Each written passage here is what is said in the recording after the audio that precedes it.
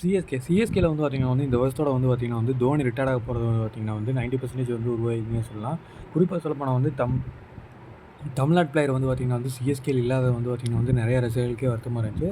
இப்படி இருக்கல வந்து பார்த்திங்கன்னா வந்து தோனிக்கு ரீப்ளேஸ்மெண்ட்டாக வந்து ஒரு ஃபினிஷர், ஒரு விக்கெட் கீப்பர் தேவைப்படுது.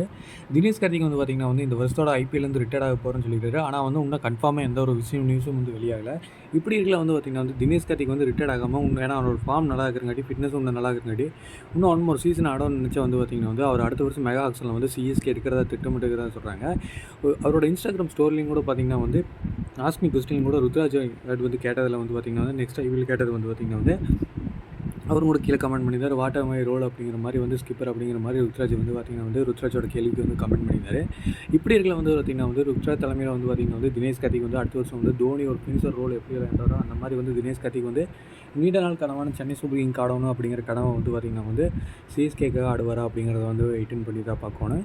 இப்படி இருக்கிற தோனி பதிலாக வந்து அடுத்த ஒரு விக்கெட் கீப்பர் வந்து பார்த்திங்கன்னா வந்து யார் எடுப்பாங்க அப்படிங்கிற மாதிரி வந்து பார்த்திங்கன்னா வந்து நிறையவே தகவல் வெளியாகிட்டு இருந்துச்சு.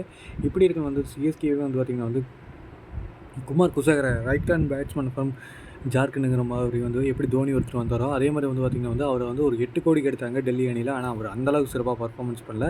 இதனால் அவர் வந்து மெகா ஆக்ஷன் கூட வந்து பார்த்திங்கன்னா வந்து அவர் விடுவிச்சிருக்காங்க. இதனாலே வந்து சிஎஸ்கே வந்து அவருக்கு ஸ்பெஷல் கான்சன்ட்ரேட் பண்ணி அவரை வந்து ட்ரைனிங் பண்ணி பார்த்திங்கன்னா வந்து அவரை வந்து சிஎஸ்கே அணியில் வந்து ஒரு தோனிக்கு ரீப்ளேஸ்மெண்ட்டாக கொண்டு வரக்காக நிறையா ட்ரை பண்ணிட்டு இருக்கிறாங்க.